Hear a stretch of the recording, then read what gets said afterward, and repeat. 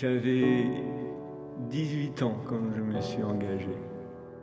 Je m'appelle Pierre Ninet, je suis acteur et je joue dans Sauver ou Périr.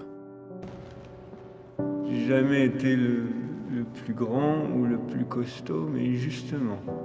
Sauver ou Périr, c'est l'histoire d'un jeune sapeur-pompier de Paris qui vit à fond ce métier, cette passion, cette vocation d'aider, de sauver les autres, et qui attend 2 bébés avec sa femme, ils ont tout pour eux, puis un jour, pendant une intervention, il va connaître un accident et ressortir blessé et défiguré et brûlé d'un incendie qui a mal tourné. Et à partir de là, c'est comment il va réussir à se reconstruire ou se réinventer, redéfinir sa vie et son couple.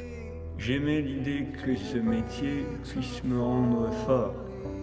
Pour tout le film, je me suis beaucoup entraîné physiquement avant, parce qu'il était question de changer ma façon de bouger, de porter les vêtements, de marcher, donc je voulais m'étoffer, et puis le réalisateur m'avait demandé, donc j'ai pris 8 ou 9 kilos de muscle pour le film, et puis que je devais perdre après pour la deuxième partie, donc il a été question de différents entraînements pour 2 gros défis physiques déjà. Ouais.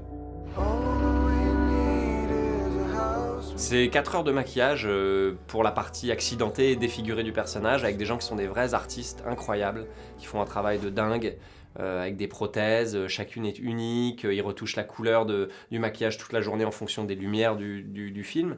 Donc c'est un vrai travail d'artiste qui prend énormément de temps, donc c'était presque 150 heures de maquillage en tout sur le film, donc c'était beaucoup. Et voilà, on savait que c'était un des gros défis du film aussi, de faire quelque chose de très réaliste, très proche de ce que peuvent connaître des grands brûlés.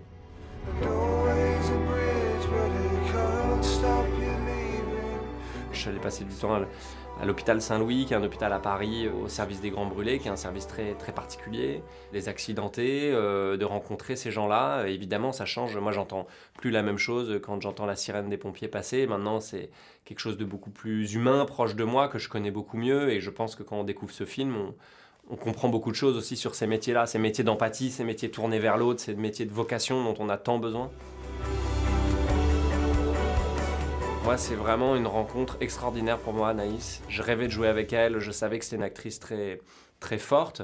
Je trouve qu'elle a une justesse incroyable dans toutes les scènes et on rit des mêmes choses, on est ému par les mêmes choses, on était ému par les mêmes personnes et par cette histoire qu'on devait raconter de gens qui doivent se réinventer complètement.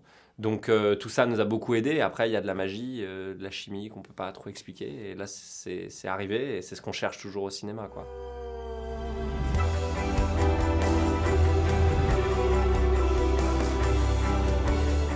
Vraiment, on a été très surpris en présentant le film.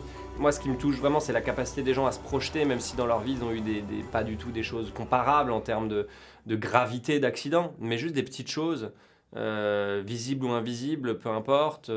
Le deuil de quelqu'un, une maladie, un pépin.